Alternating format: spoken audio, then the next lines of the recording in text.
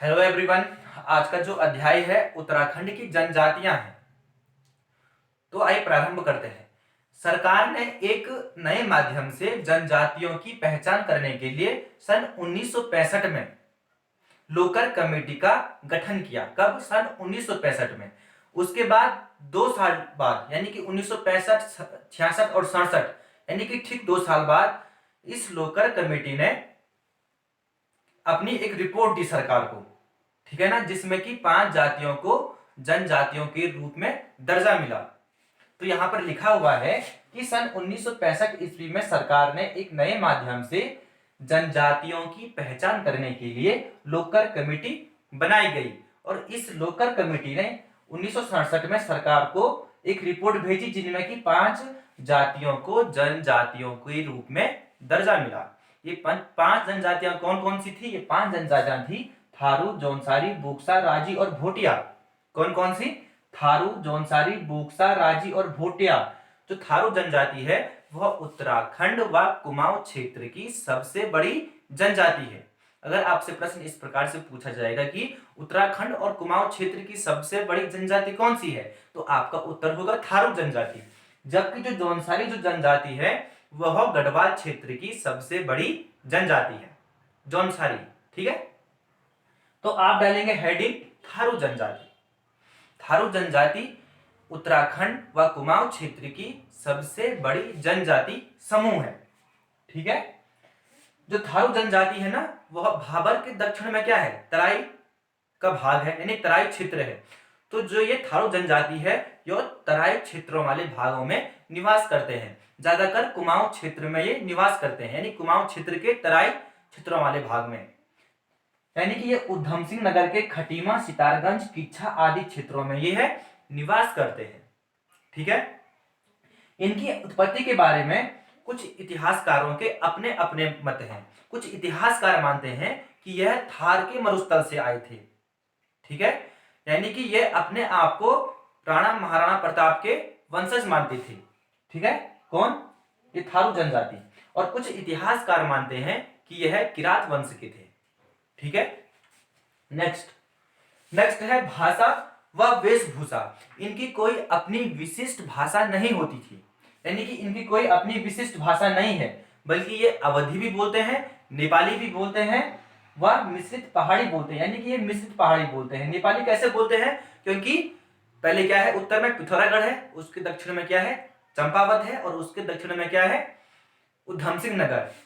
यानी कि पिथौरागढ़, चंपावत, उधम सिंह नगर के दाएं तरफ क्या है? नेपाल है, यानी कि नेपाल से लगे हुए जिले हैं ना ये, तो इसलिए ये नेपाली भी बोलते हैं कुछ कुछ।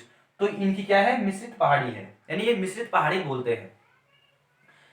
पुरुष देख लेते हैं। पुरुष यहाँ पर धोती पहनते हैं, लंगोटी पहनते हैं, कुर्ता पहनते हैं और टोपी पहनते हैं। इसके साथ साथ ये लंबी चुटिया भी रखते हैं, ये थारू जनजाति। महिलाएं लहंगा पहनती है, चोली, कुर्ता व आभूषण धारण करती है। महिलाएं लहंगा पहनती है, चोली, कुर्ता व आभूषण धारण करती है। इसके साथ साथ ये अपने शरीर पर, पुरुष और महिलाएं ये अपने शरीर पर कुछ गुदवादी भी हैं, यानी कि ये टैटू भी बनाती हैं। ये अपने शरीर पर टैटू बनाती हैं, यानी इन्हें अपने शरीर पर टैटू लिखवाने का बहुत शौक रहता है।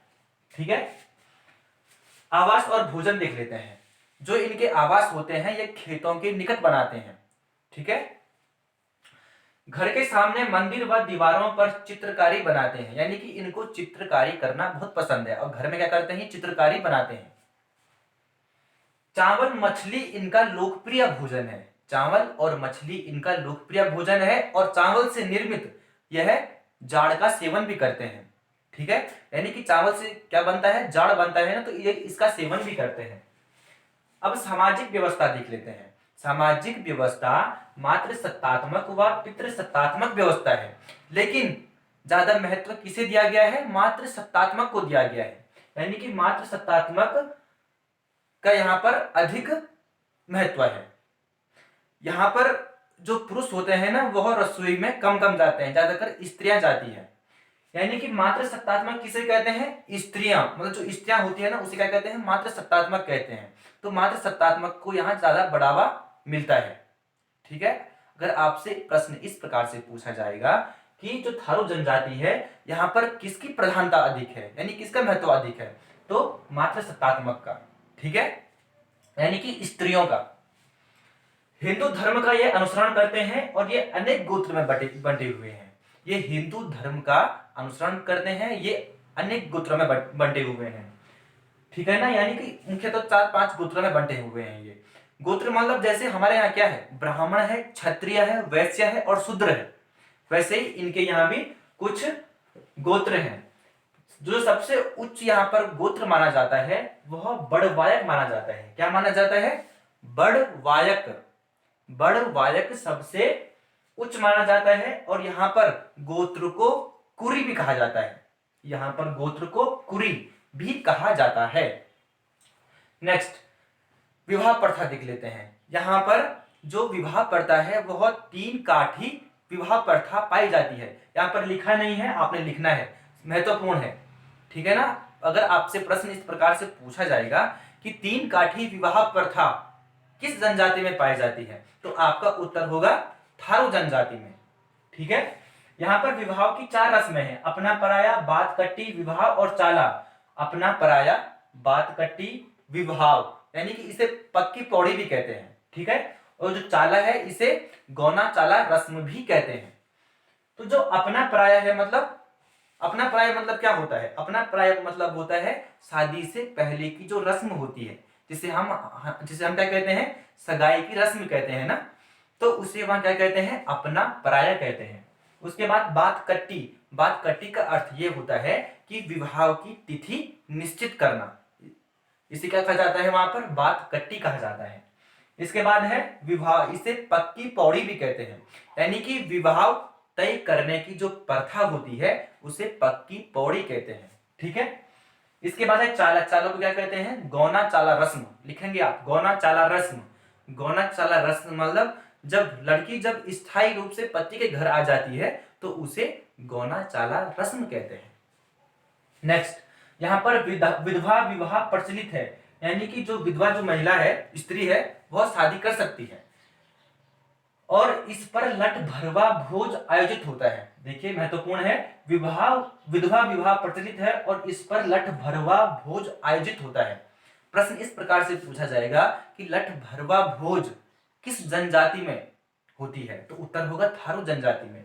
लठ भरवा भोज मतलब यानी कि जब स्त्री का जब पति मर जाता है, यानी जब स्त्री विधवा हो जाती है ना, तो जो स्त्री का जो पिता होता है, जब वो अपनी शादी किसी दूसरे लड़के से कराती है, मतलब किसी दूसरे लड़के से करवाता है, तो यहाँ पर जो स्त्री का जो पिता होता है वो अपनी बरादरी को लठ भरवा भोज आयोजित करवाता है, ठीक है।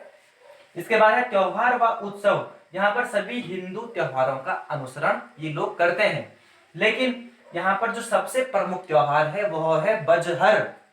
लिखिए आप, बजहर सबसे प्रमुख त्योहार है। बजहर सबसे प्रमुख त्योहार है थारू जनजाति का। यहाँ पर दीपावली को शोक पर्व के रूप में मनाते हैं। कौन से पर्व को यहाँ पर शोक पर्व के रूप में मनाते हैं, तो उत्तर होगा दीपावली। सब लिखते रहेंगे आप फैक्ट्स। दीपावली को शोक पर्व के रूप में ये लोग मनाते हैं। नेक्स्ट, होली में स्त्री पुरुष खिचड़ी नृत्य करते हैं। खिचड़ी नृत्य कौन सी जनजाति करती है, थारू जनजाति करती है। किसमें, होली में, ठीक है। तो होली में स्त्री पुरुष खिचड़ी नृत्य करते हैं। इसके बाद है अर्थव्यवस्था। अर्थव्यवस्था पशुपालन है, कृषि है। ये पशुपालन भी करते हैं और कृषि भी करते हैं। अगर देखा जाए तो ये अब सेवा क्षेत्र में आ गए हैं, ये काफी डेवलप हो चुके हैं अब, ठीक है, यानी ये भी अब रोजगार में आ चुके हैं, यानी कि ये अब लिखने और पढ़ने लग गए हैं, यानी कि सेवा क्षेत्रों में भी ये आने लग गए हैं, काफी विकसित हो गए ये लोग अब। ये धान की खेती करते हैं।